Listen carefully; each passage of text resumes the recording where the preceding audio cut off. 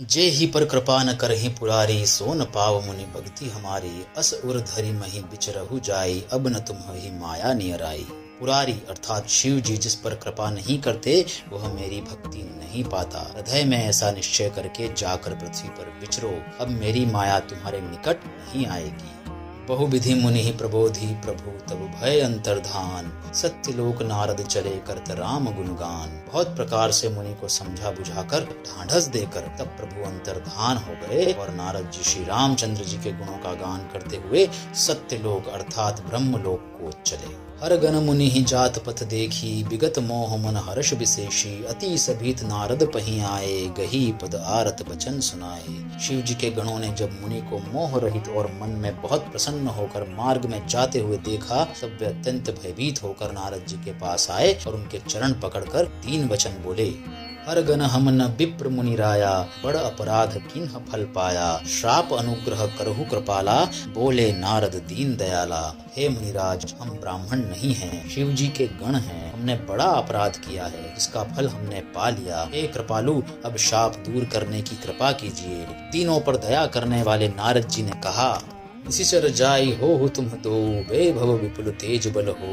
भुज बल विश्व जितब तुम जहिया, धरि हहि विष्णु मनुज तनु तहिया। तुम दोनों जाकर राक्षस हो जाओ, तुम्हें महान ऐश्वर्य तेज और बल की प्राप्ति हो। तुम अपनी भुजाओं के बल से जब सारे विश्व को जीत लोगे, तब भगवान विष्णु मनुष्य का शरीर धारण करेंगे। समर मरन हरि हाथ तुम्हारा, होई हहु मुकुत न पुनि संसारा। चले जुगल मुनि पद सिर नाई, भय निशाचर काल ही पाई। युद्ध में श्री हरि के हाथ से तुम्हारी मृत्यु होगी, जिससे तुम मुक्त हो जाओगे और फिर संसार में जन्म नहीं लोगे। तो दोनों मुनि के चरणों में सर नवा करके चले और समय पा करके राक्षस हुए।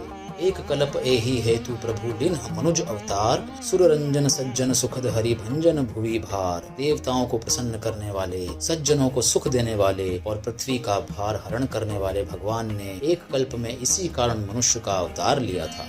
एहि विधि जन्म करम हरि केरे, सुंदर सुखद विचित्र घनेरे। कल्प कल्प प्रति प्रभु अवतरहि, चारु चरित्र नाना विधि करहि। इस प्रकार भगवान के अनेकों सुंदर सुखदायक और अलौकिक जन्म और कर्म हैं। प्रत्येक कल्प में जब जब भगवान अवतार लेते हैं और नाना प्रकार की सुंदर लीलाएं करते हैं, तब तब कथा मुनि सन गाई, परम पुनित प्रबंध बनाई। विविध प्रसंग अनुप बखाने, करहि न सुनिया चरजु सयाने। तब तब मुनीश्वरों ने परम पवित्र काव्य रचना करके उनकी कथाओं का गान किया और भांति भांति के अनुपम प्रसंगों का वर्णन किया है, जिनको सुनकर समझदार अर्थात विवेकी लोग आश्चर्य नहीं करते।